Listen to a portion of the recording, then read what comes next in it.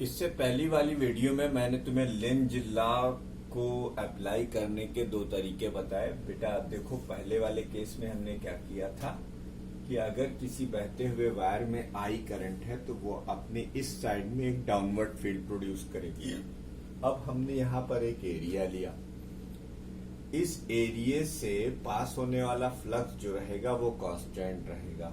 क्योंकि I की value constant है तो B की भी वैल्यू कांस्टेंट होगी। जब B की वैल्यू कांस्टेंट होगी तो फिर टाइम के साथ फ्लक्स चेंज नहीं होगा। जब टाइम के साथ फ्लक्स चेंज नहीं होगा तो d∅B/dt की वैल्यू 0 हो जाएगी, यानी rate of change of flux is 0। तो इसका मतलब क्या हुआ कि इसमें EMF इंड्यूस नहीं करेगा।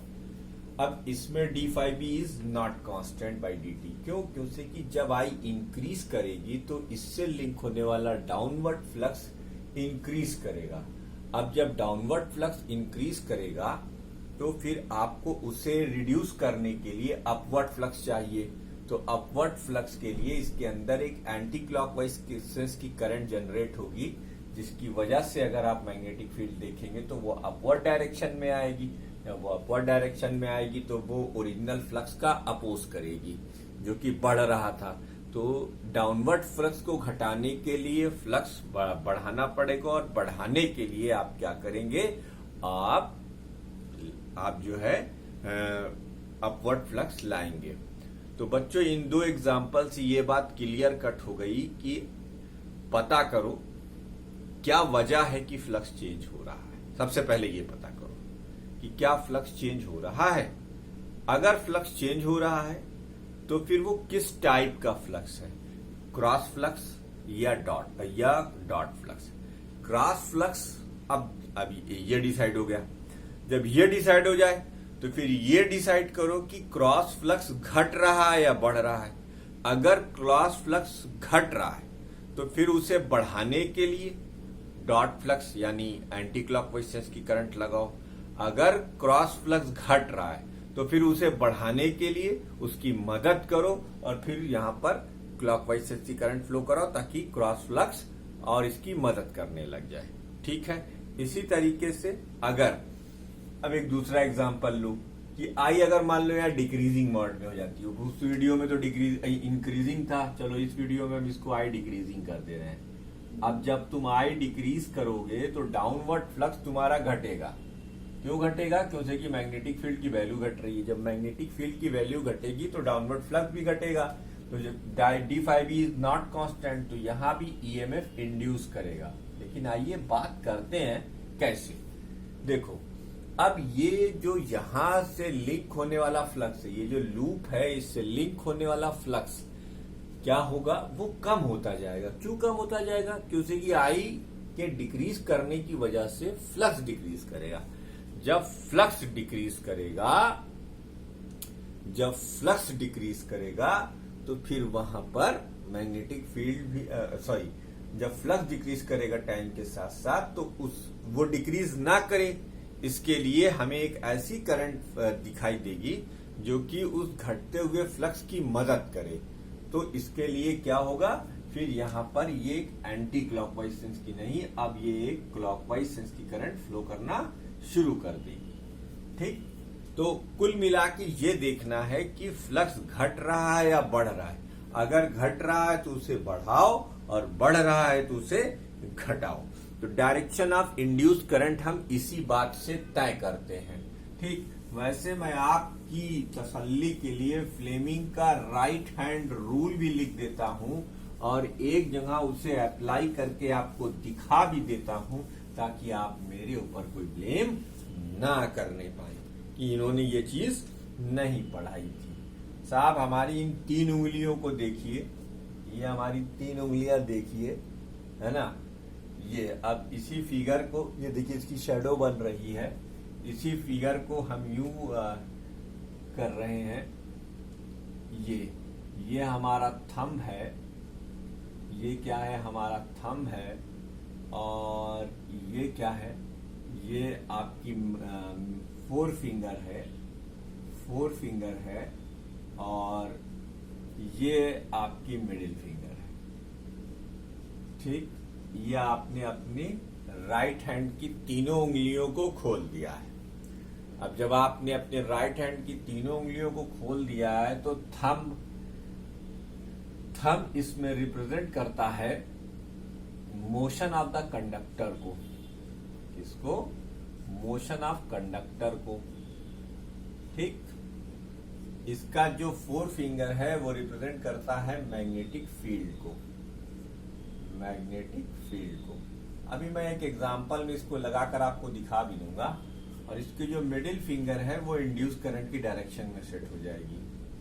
देखो ये हर जगह हमारे काम नहीं आता है, इसलिए हम इस रूल पर रिले नहीं करते। पूरे मैग्नेटिज्म में बच्चों 3 रूल पर आप रिले कर सकते हैं। पहला rule right hand thumb rule, यानी 2 वेक्टर के बीच में डायरेक्शन निकालना।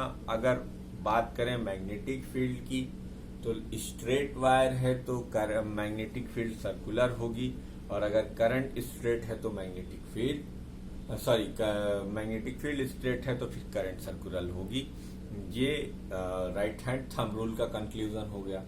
उसी तरीके से हमने चार्ज पार्टिकल जब मैग्नेटिक फील्ड में मोशन में होता है तो फिर वहां पर हम फोर्स की डायरेक्शन निकालने के लिए फ्लेमिंग का लेफ्ट हैंड रूल यूज करते हैं। उसी तरीके से हम इंड्यूस करंट की डायरेक्शन निकालने के लिए आपकी बुक कहती है कि फ्लेमिंग का राइट हैंड रूल, जो कि मैंने आप यहाँ पे लिखा हुआ है, इसे आप यूज करें। लेकिन मैं आपको सलाह देता हूं, जो मैंने इतना अच्छा नहीं तो खराब भी नहीं, लेकिन डिस्कशन किया आपके साथ लेंज लॉ के बारे में, अगर आप लेंज लॉ पे रिले करेंगे तो वो आपके लिए ज्यादा बेनिफिशियल होगा। वैसे आपकी अपनी इच्छा है, मेरा काम था सब कुछ बताना, मैंने आपको वो भी बता दिया, ठीक है। तो आप लेंज लॉ, लेकिन मेरी सलाह यही है कि आप लेंज लॉ से ये देखो, लेंज लॉ से देखना आसान, मेरी सलाह यही है कि आप लेंज लॉ पे रिले करें, क्योंकि लेंज लॉ से ये देखना आसान है। सबसे पहले आपको ये पता करना है कि फ्लक्स चेंज हो रहा है कि नहीं। अब अगर फ्लक्स चेंज हो रहा है तो कौन सा फ्लक्स चेंज हो रहा है और किस डायरेक्शन में चेंज हो रहा है। फिर ये देखिए कि फ्लक्स घट रहा है या बढ़ रहा है। अगर फ्लक्स घट रहा है तो उसे बढ़ाने की कोशिश कीजिए, और अगर बढ़ रहा है तो उसे घटाने की कोशिश कीजिए।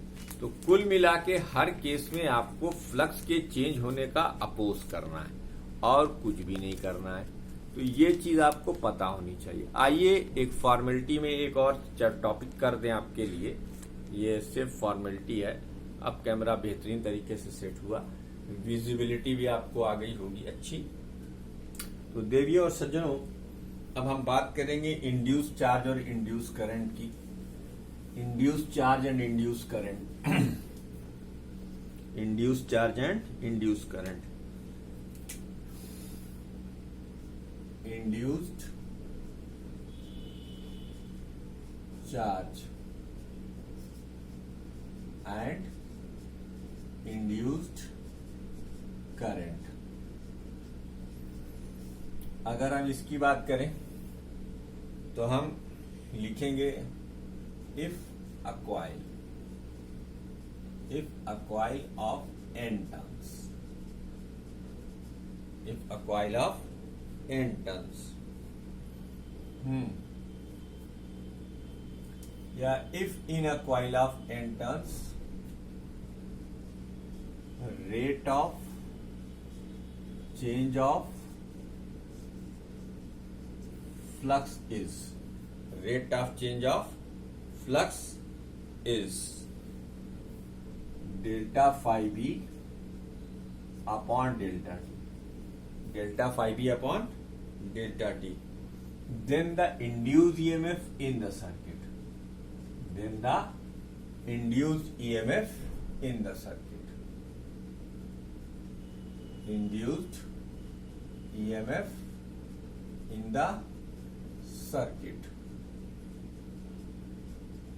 E is equal to minus का n delta phi B upon delta D, ये हो गया, ठीक।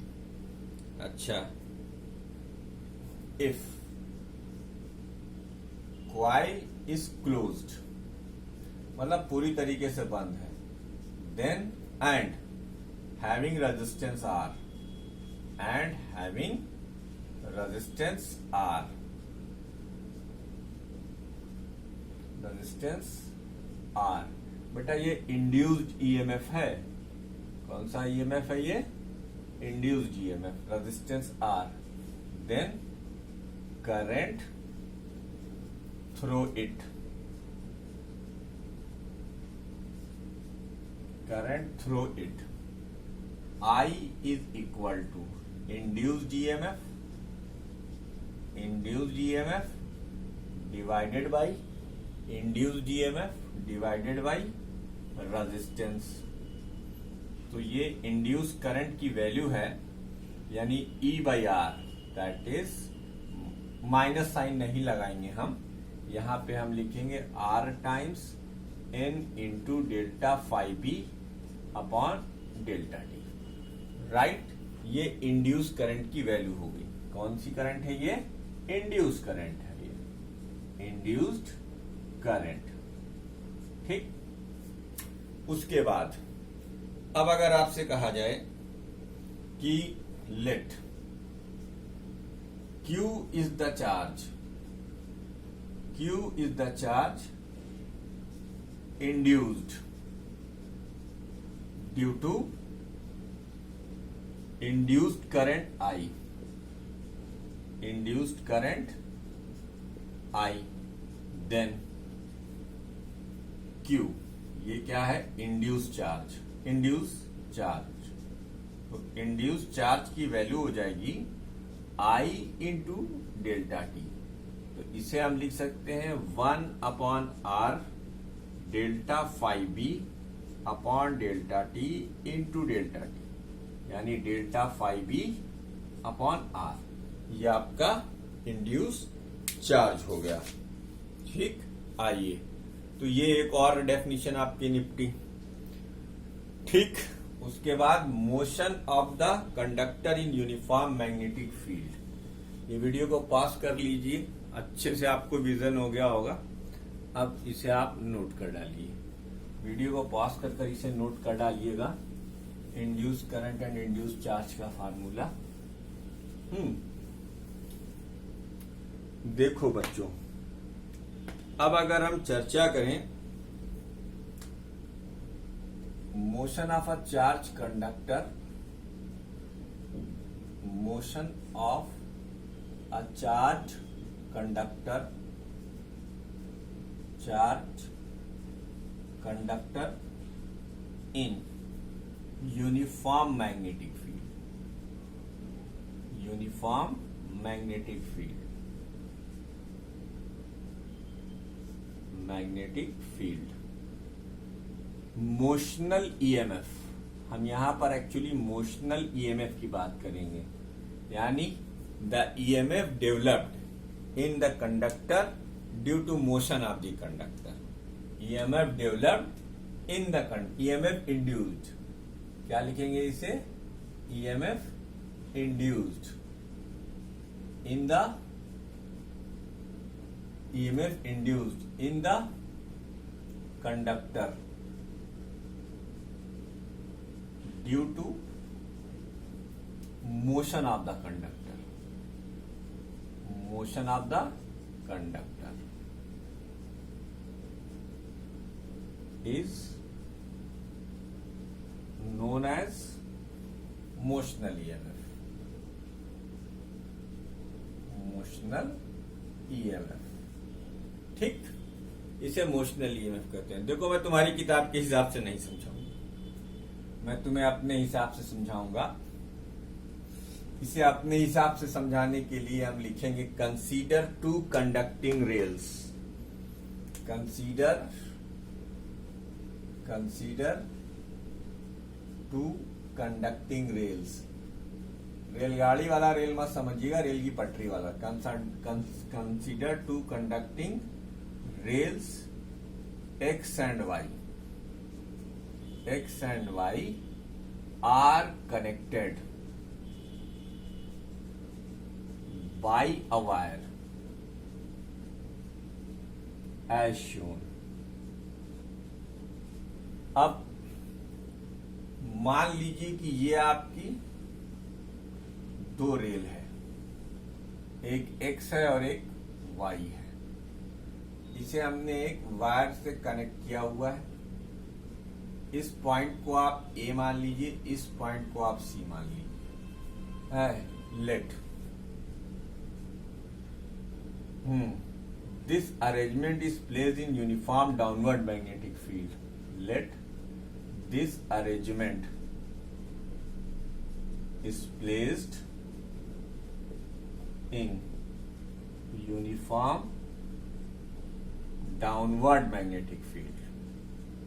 अरे हाँ, uniform cross magnetic field. Cross से आप ज्यादा अच्छा समझ जाएंगे। मैग्नेटिक फील्ड अब ये इसमें रखी हुई है। क्रॉस फील्ड का मतलब ये है डायरेक्शन मैग्नेटिक फील्ड की। ये cross magnetic cross magnetic field. Consider a conductor of length L. और मान लो ये जो तुम्हारी लेंथ है ये एल है, ये length. The separation between the rails are X. अब देखो, इससे मैं तुम्हें चेंजिंग एरिया से ईएमएफ इंड्यूस कैसे होता है वो वाला कॉन्सेप्ट समझाऊंगा, जो कि तुम्हारी न्यूटन से गायब है। तो हम लिखेंगे consider a rod of length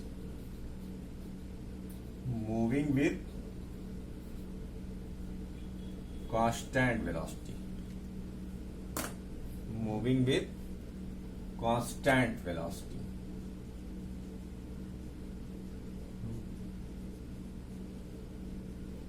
constant velocity in the direction shown। in the direction shown। अब ये एक कंडक्टर है बेटा, ये इसकी t बराबर 0 की पोजीशन है, इसकी वेलोसिटी v है। ठीक, t बराबर t पर मान लो वो यहां पहुंच रहा है। ये इसकी पोजीशन एट t बराबर टी की पोजीशन, ये यहां पहुंच रहा है। ठीक, ये कांस्टेंट वेलोसिटी से मूव कर रहा है। तो इसको तुम सी पॉइंट मान लो और इसको तुम डी पॉइंट मान लो। इसको तुम सी डैश मान लो, इसको तुम डी डैश मान लो। तो जब टी बराबर 0 का टाइम था तो मैग्नेटिक फील्ड में उसका एरिया कितना था? ABCD। ठीक, टी बराबर टी पर मैग्नेटिक फील्ड में ये एरिया कितना हो गया? ABC dash D dash. ठीक है भाई।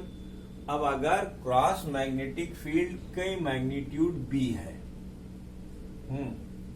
तो flux link with the area ABCD, पहले तो ये लिख लिया जाए। Flux linked with area ABCD, phi B into area ABCD, ऐसे ही छोड़ दीजिए इसको। ठीक, एरिया ABCD। अब एट t बराबर 0, एट t बराबर 0, फिर flux linked with area ABC dash D dash at t is equal to T। तो फाई B की value B times area A dash AB C dash D dash, ये area हो गया। ठीक है।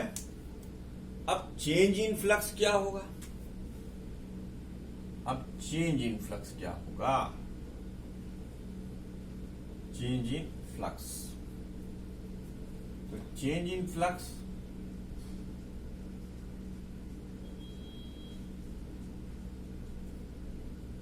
ये होगा B area AB C dash D dash minus area ABCD, यानी कुल area DC C dash D dash. Area C और D C dash D dash, ये एरिया हो गया। अब बेटा देखो ये एरिया निकाल लो। अगर टी टाइम लेता है और एल डिस्टेंस चलता है, तो एरिया की वैल्यू होती है लेंथ इंटू ब्रेथ, तो बी इंटू एल कर लो, B into L into B, sorry B into L into T, अरे बी इंटू, अच्छा इसकी हमने इसको एक्स मान लो बेटा, एक्स सॉरी एक्स मान लो, हाँ एक्स डिस्टेंस मान लो। तो चेंज इन फ्लक्स क्या आ गया, बी एल एक्स। अब rate of change of flux क्या हो जाएगा, rate of change of flux, rate of change of flux क्या हो जाएगा भाई, ये हो जाएगा change in flux upon time, change in flux upon time, तो ये हो गया B L X upon T, B L X upon T. तो एक्स अपॉन टी क्या होगा, वेलोसिटी होगा। बेटा ये ऊपर वाला हम इरेज कर दें, वीडियो को पॉज करके चाहें तो आप ऊपर की ब्लैक लाइन से जितना लिखा है वो खाली नोट कर लीजिए, इसके आगे हम यहां पे कंटिन्यू कर दे रहे हैं।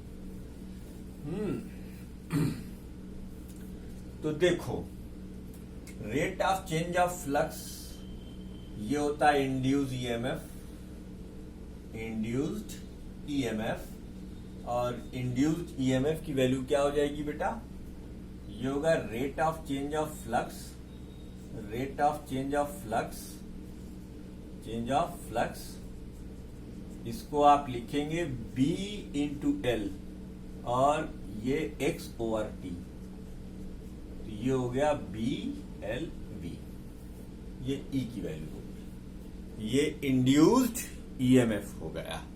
तो जब कोई कंडक्टर किसी मोशन में होता है तो उसमें ईएमएफ इंड्यूस करता है। बच्चों अभी हमने इंड्यूस ईएमएफ का मैग्नीट्यूड निकाला है, अब हम इंड्यूस ईएमएफ की डायरेक्ट पोलैरिटी डिसाइड करेंगे और उस पोलैरिटी से फिर हम आपको इंड्यूस करंट की डायरेक्शन शो करेंगे। अगर तुम फ्लेमिंग का राइट हैंड रूल लगा रहे हो तो देखो ये है मैग्नेटिक फील्ड, ये है motion of the charge conductor, तो ये क्या हो गया, ये इंड्यूस करंट की डायरेक्शन हो गई। तो फ्लेमिंग के लेफ्ट राइट हैंड रूल के अकॉर्डिंग इसके अंदर इंड्यूस करंट की वैल्यू इस तरीके से होगी और कंडक्टर की जो पोलैरिटी है वो ऐसे होगी ताकि वो